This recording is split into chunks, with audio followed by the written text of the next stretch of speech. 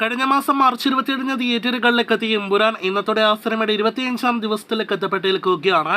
വിഷു റിലീസായിട്ട് അന്യഭാഷയിൽ നിന്നുൾപ്പെടെ തിയേറ്ററുകളിലേക്ക് എത്തിയ 5 സിനിമകളുടെ കേരള ബോക്സ് ഓഫീസ് റിപ്പോർട്ടുകളാണ് ഈ വീഡിയോയിലൂടെ പ്രേക്ഷകരിലേക്ക് എത്തിക്കുന്നത്. എമ്പുരാൻ എന്ന സിനിമയ്ക്ക് ഇന്നലെയും 10 ലക്ഷത്തിന് മുകളിലെ ഗ്രോസ് വരുമെന്നായിരുന്നല്ലോ ഇന്നലത്തെ എസ്റ്റിമേറ്റ് റിപ്പോർട്ടിൽ പ്രേക്ഷകരെ അറിയിച്ചത്.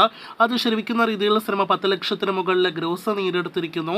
അങ്ങനെ 24 ദിവസങ്ങൾ കൊണ്ട് ലാലേട്ടനെ നായകനാക്കി പൃഥ്വിരാജ് സുകുമാരൻ സംവിധാനം ചെയ്ത എമ്പുരാന്റെ കേരള ഗ്രോസ് 85,82 ലക്ഷം പിന്നിട്ടിരിക്കുകയാണ്. രണ്ടാമതായിട്ട് മരണമാസം എന്ന സിനിമയിലേക്കാണ് വരുന്നത്. സിനിമയുടെ 10 ദിവസത്തെ കൃത്യമായി കേരള ഗ്രോസ് വന്നിരിക്കും. അത് പ്രകാരം ബേസൽ നായകനെത്തിയ സിനിമ 9,63 ലക്ഷം 10 ദിവസങ്ങൾ കൊണ്ട് കേരളത്തിൽ ഗ്രോസ് ആയിട്ട് നേടിയെടുത്തിരിക്കുന്നു. ഇന്നത്തോടെ സിനിമയുടെ ആകെ കേരള ഗ്രോസ് 10 കോടി കടക്കുന്നതാണ്. ഇനി വിഷു റിലീസായിട്ട് തിയേറ്ററുകളിലേക്ക് എത്തിയ തമിഴ് ചിത്രം അജിത്തിന്റെ ഗുഡ് ബാഡ് അഗ്ലി എന്ന സിനിമയിലേക്ക് വരികയാണെങ്കിൽ സിനിമയുടെ 10 ദിവസത്തെ കേരള ഗ്രോസ് ഇപ്പോഴത്തെ 4 കോടിയും പിന്നിട്ട് 4,34 ലക്ഷത്തിലേക്ക് എത്തപ്പെട്ടിരിക്കുകയാണ്.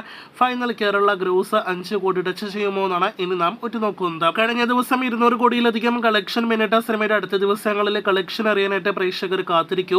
ആലപ്പുഴ ജിംഖാന എന്ന സിനിമയിലേക്ക് വരികയാണെങ്കിൽ സിനിമ പ്രതിദിനം വളരെ മികച്ച കളക്ഷൻ നേടിയെടുത്ത് മുന്നേറുകയാണല്ലോ.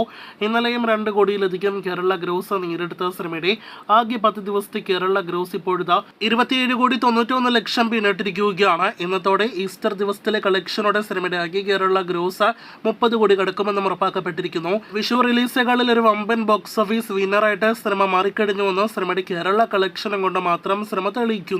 മമ്മൂട്ടി ചിത്രം ബസൂക്ക എന്ന സിനിമയിലേക്ക് വരികയാണെങ്കിൽ സിനിമയ്ക്ക് പ്രതീക്ഷിച്ച പോലെ നിർവികാരത നിറഞ്ഞ കളക്ഷൻ തന്നെയാണ് കഴിഞ്ഞ ദിവസങ്ങളിലും ഇന്നലെയും എല്ലാം തന്നെ നേടിയെടുക്കാനായിട്ട് കഴിഞ്ഞിരിക്കുന്നത്.